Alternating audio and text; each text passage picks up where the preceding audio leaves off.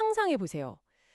세상에서 가장 최첨단 기술로 지어진 엄청나게 거대한 창고가 하나 있습니다. 오, 거대한 창고라.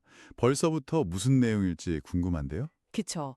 그 문을 열기 전까지 당신은 그러니까 오늘 이 흥미로운 탐구의 제3의 멤버로 초대된 항상 호기심 넘치는 청취자 당신은 막 그 안에 엄청난 혁신을 일으킬 슈퍼컴퓨터나 세상을 바꿀 발명품들이 가득할 거라고 기대하겠죠. 당연하죠. 최첨단 창고니까요. 그런데 막상 그 무거운 철문을 끽 하고 열어보니까 그 안에는 세상에서 가장 똑똑하고 돈 많고 능력 있는 수십만 명의 엘리트들이 모여 있는 겁니다. 기계나 발명품이 아니라 사람들이 잔뜩 모여 있다는 거군요. 네, 맞아요. 그런데 이 엄청난 사람들이 모여서 대체 뭘 하고 있느냐? 한쪽에서는 다음 달 골프 라운딩 일정을 짜고 있고요. 다른 한쪽에서는 그 최고급 크루즈 여행 카탈로그만 뒤적이고 있는 거예요. 와, 듣기만 해도 참 기묘한 풍경이네요. 그쵸. 사회를 움직일 수 있는 그 엄청난 두뇌랑 자본, 그러니까 막대한 잠재력이 완벽하게 밀폐된 창고 안에서 그저 자기들끼리 노는 데에만 공회전하고 있다는 거니까요. 맞습니다. 그래서 자, 이 내용을 하나씩 풀어보죠. 방금 제가 말씀드린 이 약간 황당한 창고 이야기는요. 사실 2025년 8월 3일 울산에서 진행된 제대로 된 사회단체라는 제목의 강연에서 등장한 아주 날카로운 비유입니다. 네. 2025년 강연 자료군요. 네네. 오늘 저희는 이 강연 자료를 바탕으로 도대체 왜 우리 사회의 이른바 잘 나가는 엘리트 모임들이 단순한 사교장으로 전락해버렸는지, 그리고 이들이 2025년 이후에 어떤 완전히 파격적인 방향으로 나아가야 하는지 그 원리를 아주 깊숙하게 파헤쳐 보려고 합니다. 네. 아주 중요한 주제네요. 전문가님, 이 강연 자료를 처음 딱 보셨을 때 어떤 부분이 가장 눈에 띄셨나요? 여기서 특히 매력적인 부분은요. 이 강연자가 현상을 묘사하기 위해서 아주 독특한 단어를 사용한다는 점이었습니다. 독특한 단어요? 어떤 건가요? 바로 질량이라는 물리학 용어인데요. 아, 그 학교 다닐 때 배우는 질량요? 네, 맞아요. 강연자는 경제적 높은 학력, 탄탄한 인맥을 갖춘 사람들을 가리켜서 질량이 큰 사람이라고 부르더라고요. 오, 표현이 재밌네요. 질량이 크다. 그쵸? 물리학에서 질량이 크면 중력이 생겨서 주변의 것들을 막 끌어당기잖아요. 마찬가지로 이 사람들은 사회의 온갖 자본이랑 정보, 에너지를 스펀지처럼 빨아들여서 거대한 덩치를 이룬 사람들이라는 거죠. 아하, 그러니까 그 수많은 대학교의 최고 경영자 과정이나 언론사 아카데미들이 지난 10년, 15년 동안 그 질량 큰 사람들을 끊임없이 불러 모았던 거군요. 정확합니다.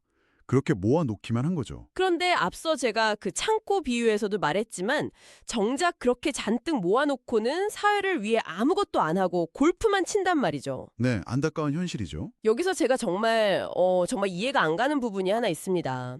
이 사람들은 각자의 비즈니스나 학계에서는 스스로 길을 개척해서 정상에 오른 아주 능동적이고 똑똑한 사람들 아닙니까? 그렇죠.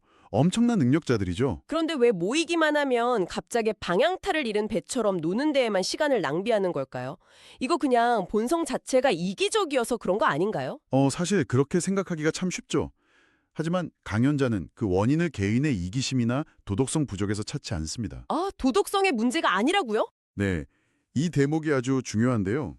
이들의 길을 잃은 진짜 이유는 바로 자신들의 거대한 질량에 걸맞은 목적지를 설정해주는 내비게이션, 즉 시대적 철학이 아예 부재하기 때문이라는 겁니다. 아, 내비게이션이 없다. 네, 비즈니스에서 돈을 버는 근육이랑 자신이 모은 사회적 자본을 세상에 환원하는 근육은 전혀 다르게 작동하거든요.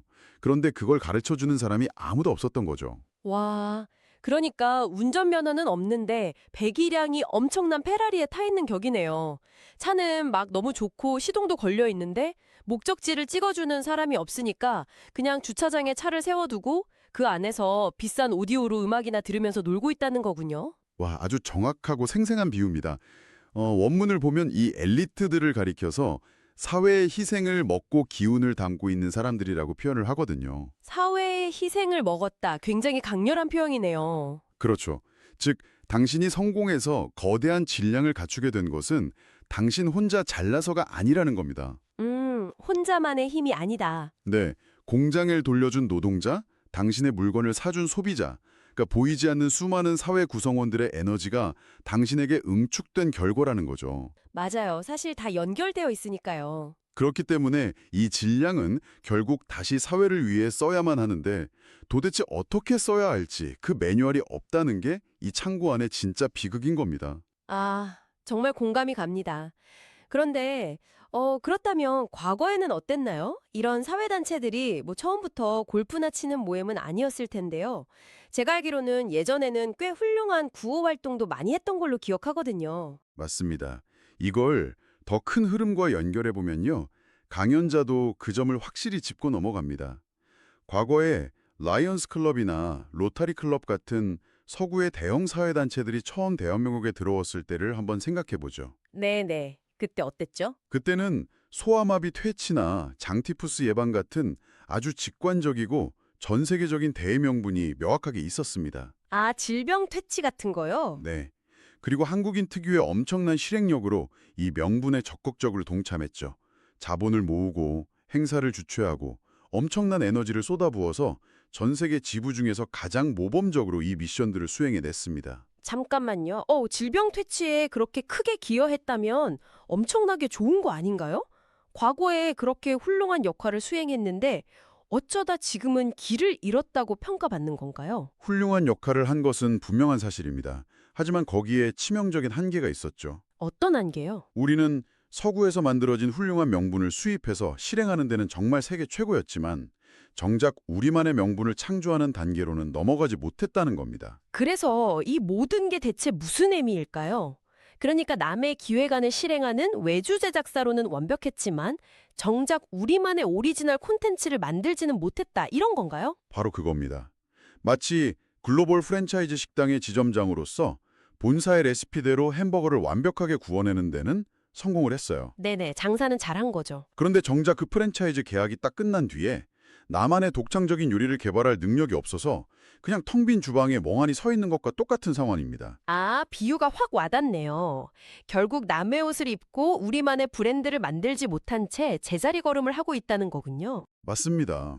과거에 질병 퇴치 같은 물리적 미션들이 어느 정도 달성이 되고 시대가 호짝 변했는데도 2025년의 대한민국 수준에 맞는 새로운 철학을 세우지를 못했습니다. 그러니까 예전에 화려했던 훈장만 달고 모여서 할 게 없으니까 그냥 밥 먹고 친목도모만 하게 된 거군요. 네, 그게 지금의 사교장으로 전락한 이유입니다.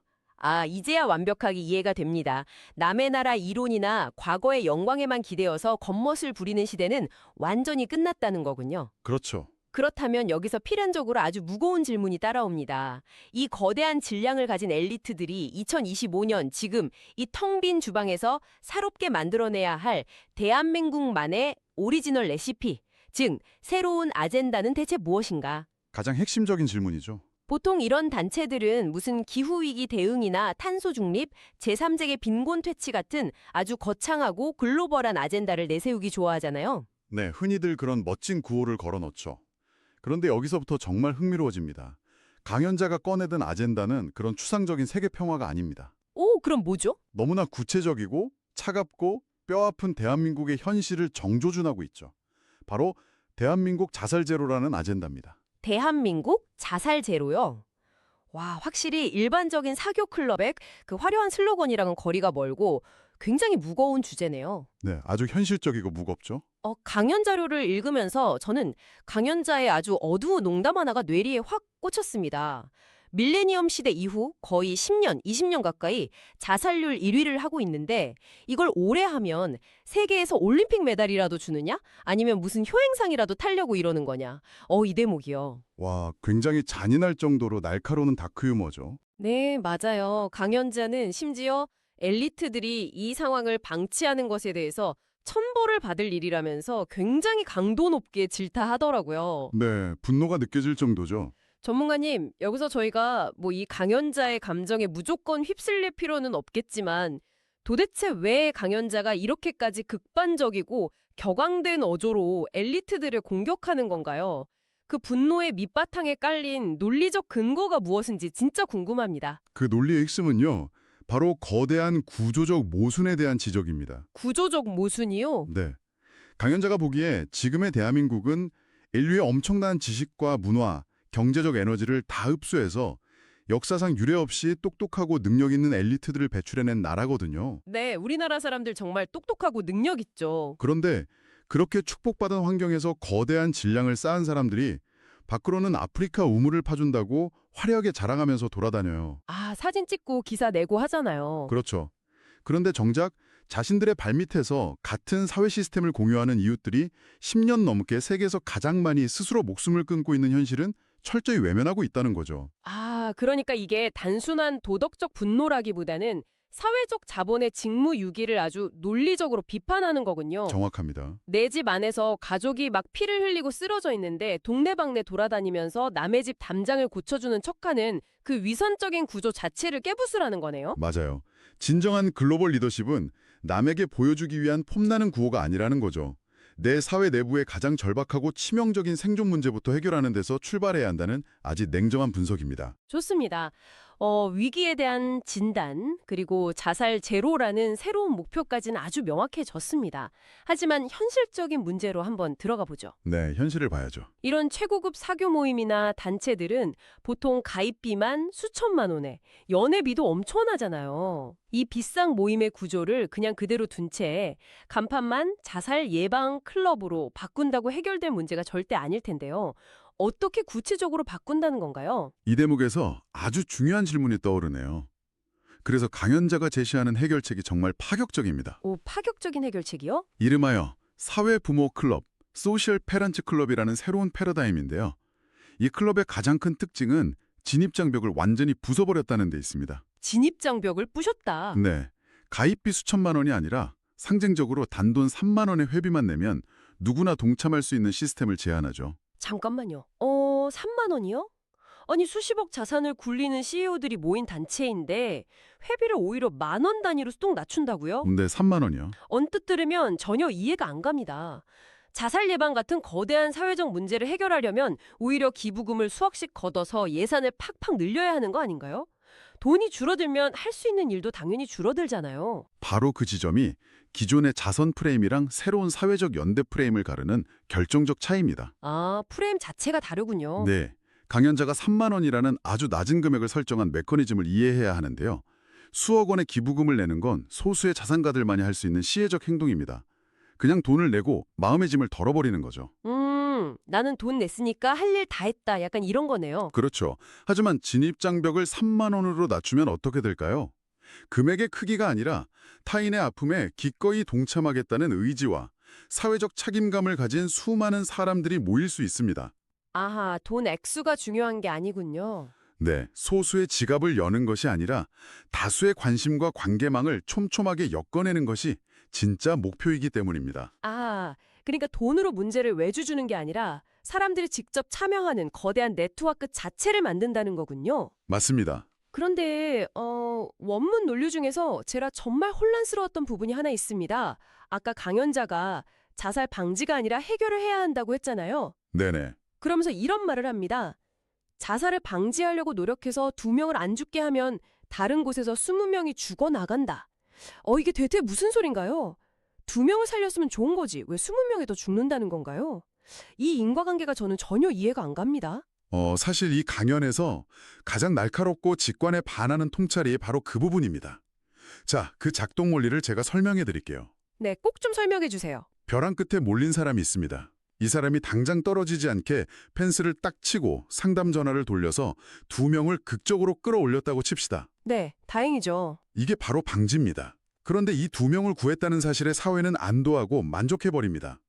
우리가 할 일을 훌륭하게 해냈어 라고 생각하죠. 아, 일종의 성취감을 느끼고 문제를 해결했다고 착각하게 된다는 거군요. 맞습니다.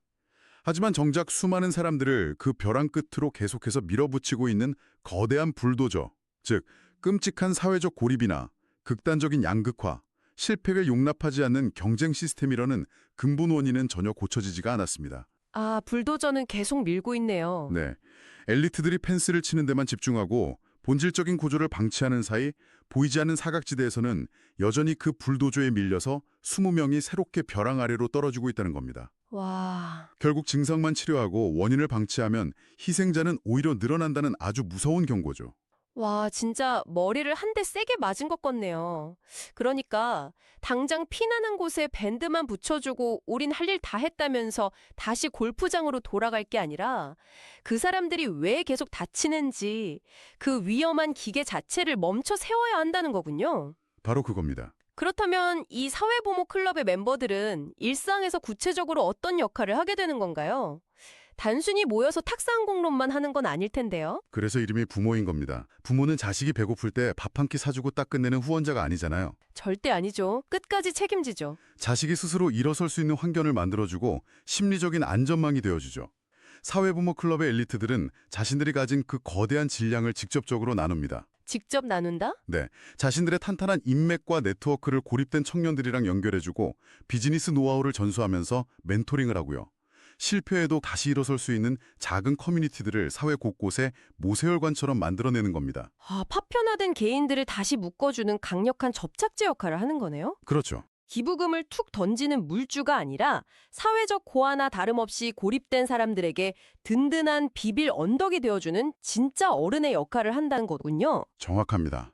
그리고 강연자는 이 논리의 끝에서 엄청난 거시적 비전을 제시하더라고요. 거시적 비전이요? 네, 만약 대한민국에서 이 엘리트들이, 이 사회부모들이 힘을 모아서 구조적인 고립을 타파하고 진정한 의미의 자살 제로를 달성한다면 어떻게 될까요? 글쎄요, 엄청난 변화가 오겠죠. 전 세계가 대한민국을 쳐다볼 겁니다.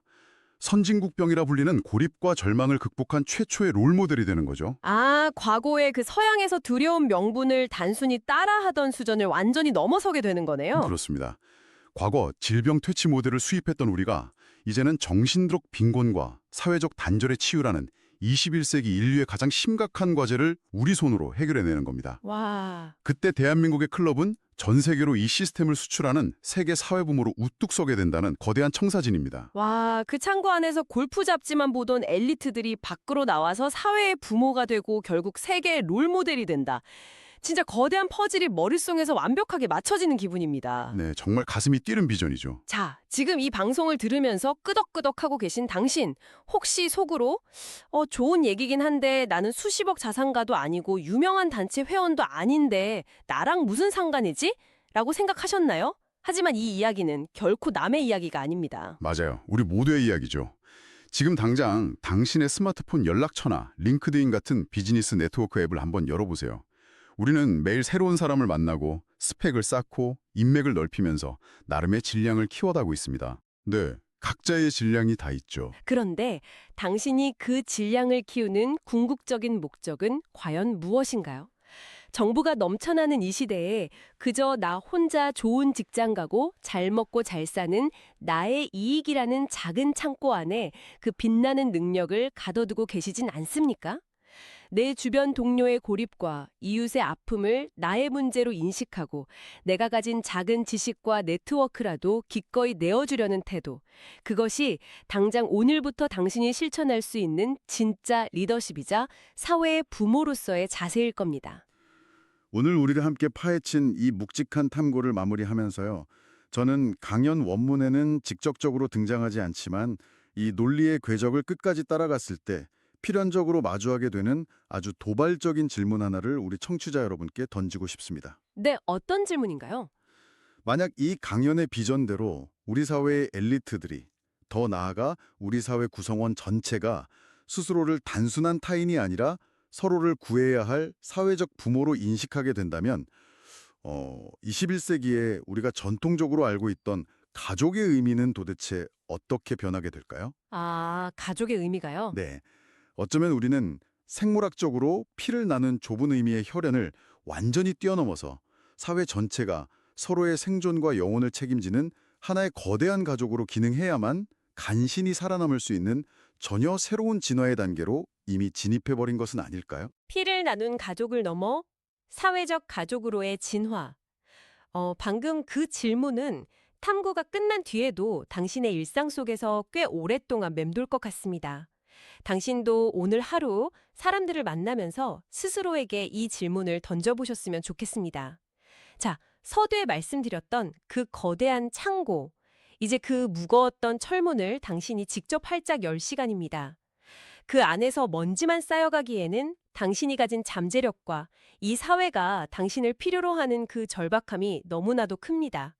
창고 밖으로 나와서 누군가의 진정한 사회적 부모가 되어보는 건 어떨까요? 오늘 심층 탐구는 여기까지입니다.